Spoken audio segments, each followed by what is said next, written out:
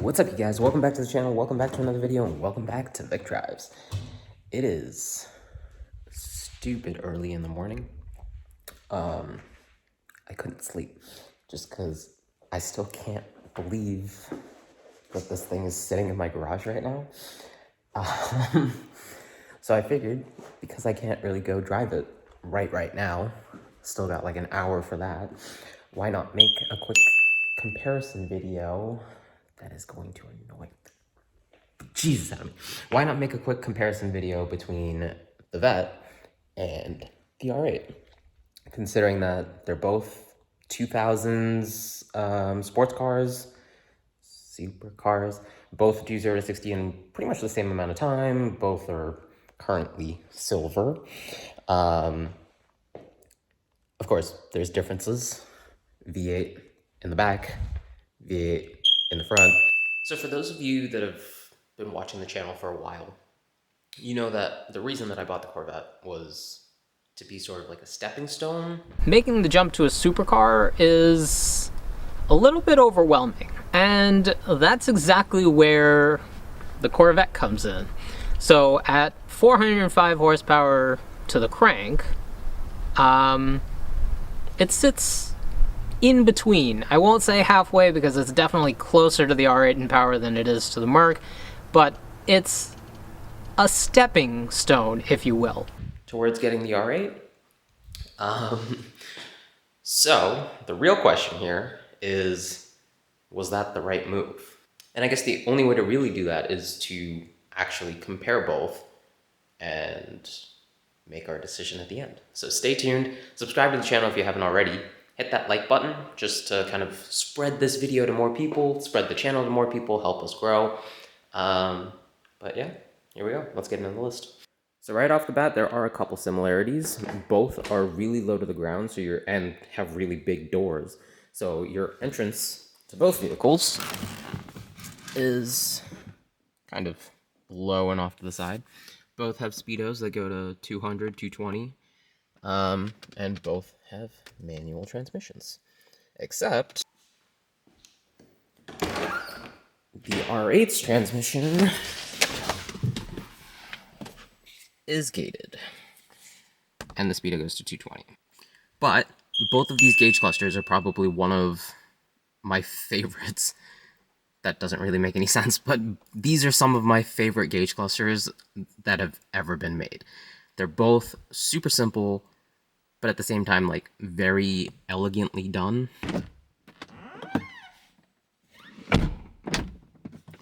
So the other big difference, and probably one of like the biggest differences, is the, I guess, difference in character. So the C5, more so the Z06 than the base model, is an extremely raw experience, if that makes any sense. There's very little creature comforts, there's very little in terms of like sound dampening, deadening inside the car. It's not a very comfortable ride. It's kind of light, so, you know, just physics-wise, it's not terrible. But definitely as you get a little bit older, or you know, start having some back problems or something like that, that's going to just increase everything tenfold. Whereas this, I drove it home yesterday, and it was the smoothest experience I've ever experienced. It was the smoothest ride I think I've ever experienced in the city of Boston. I was just gliding over everything. Like, obviously, it's still stiff, and there is, like, a suspension mode that changes, like, stiffness versus soft and all that. And also could be that it's new to me, so I just glorify it a little bit. But getting out of the C5 and then getting into this, it just feels more refined in here, which shouldn't really come as a surprise, because Chevy obviously had to cut a lot of interior quality in order to get the amount of performance that they do out of that, while charging half what this car used to go for. Anyways, so As far as the driving experience goes, the shifter in this, and I gotta show you guys this, the little clicks that this thing makes just set my heart on fire yesterday. I could not stop, and probably still have not stopped smiling since the moment I stepped into this car at like 10 a.m. yesterday. And I didn't even video a good chunk of my like first day with it, just because I was enjoying the experience so much. Whereas with the Vet, I was more terrified, which maybe does mean that it was a good stepping stone to get into this, because I'm not terrified of the amount of power that this thing makes. But this is also just more confidence inspiring, if that makes any sense. I don't know whether it's the all-wheel drive, whether it's the mid-engine, or what, to be honest, but it just feels easier to drive. And then we kind of just have the size of these things. The Vet is really big, really boat-like, really wide, whereas this is just kind of small. It's easily maneuverable. It doesn't really get in the way of anything. Like, it just kind of goes. And that makes it a lot easier to drive. It makes it a lot easier to live with. But at the same time, you're kind of out of luck if you're trying to carry more things, if that makes any sense. So as far as practicality goes, oh my god, can we just take a minute to appreciate this gorgeous piece of art before we talk about practicality? I don't know where I put my keys. So as far as practicality goes, you do have a button on the key to pop open the front trunk, or the frunk as people would call it. You lift it out and this thing makes a lot of funky noises. But we do have a pretty decent amount of space in there. So I got camera bag, tripod, and you could definitely fit more stuff in here. And at the same time, you could grab said camera bag, walk it on over to the car, and then we get a little bit, I don't even know if you guys can see that, but there is a little bit of space behind the seat that is big enough to fit this bag, maybe like a small suitcase. You can't fit a small suitcase in there, but you can definitely fit a few of these at the very least.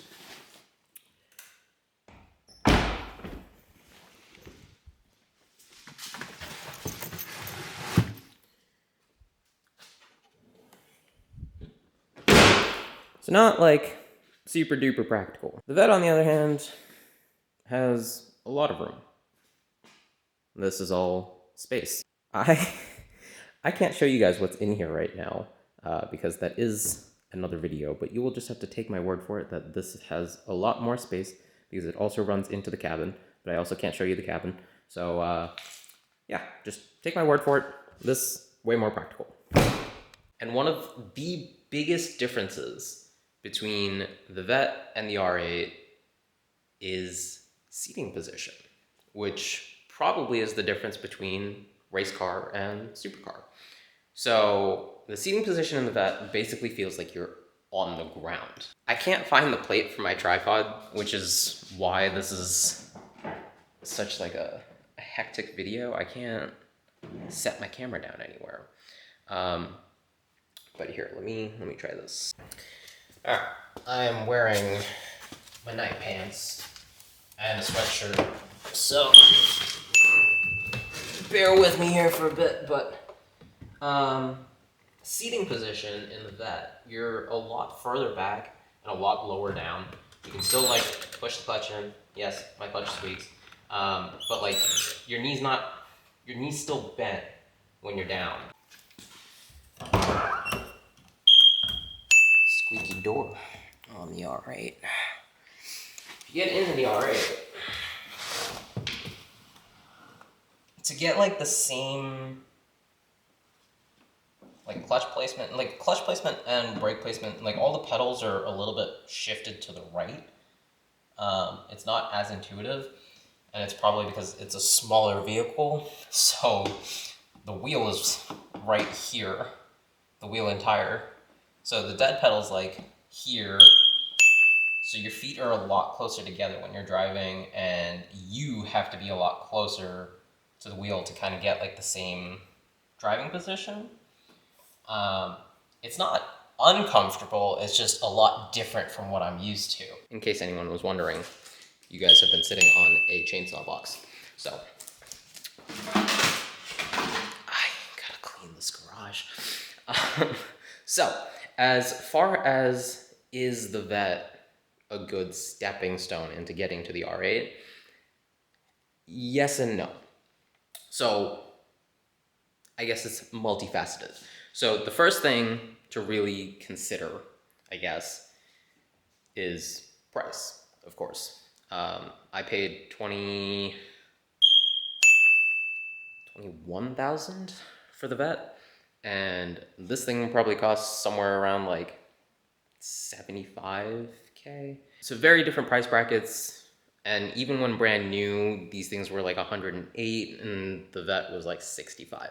So as far as creature comforts and all those kinds of things, there isn't really much of a comparison. The Corvette was supposed to be like a practical sports car that was just stupid fast. But they're both,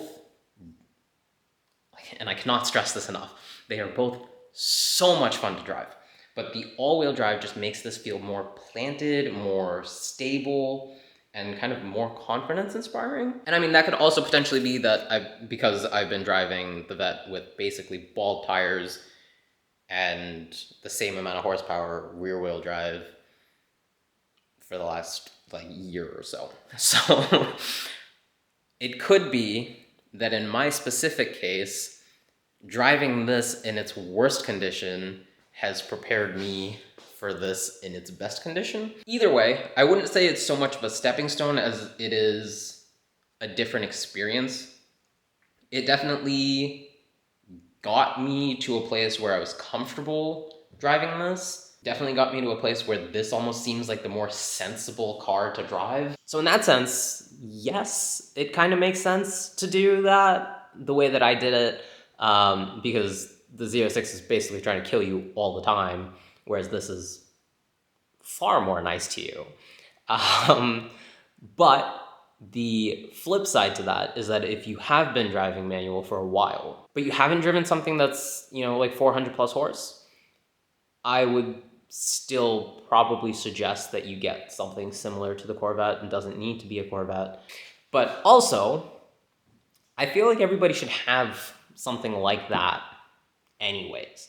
You need a raw experience. Just nothing but power and ridiculousness. Bare bones, just car, you know? So like the refinement is nice, obviously. The mid-engine is beautiful. Having this thing sing behind your ears is just next level. It's just an experience in and of itself. But at the end of the day, I think everybody kind of still should feel that kind of raw, just power and like purity, if you will. So if you enjoyed this video, then definitely be sure to leave it a like. If we hit 5 likes, I'm gonna change that smoke detector out like next video. Subscribe to the channel if you haven't already. I have a few plans. But aside from that, I will catch you guys in the next one.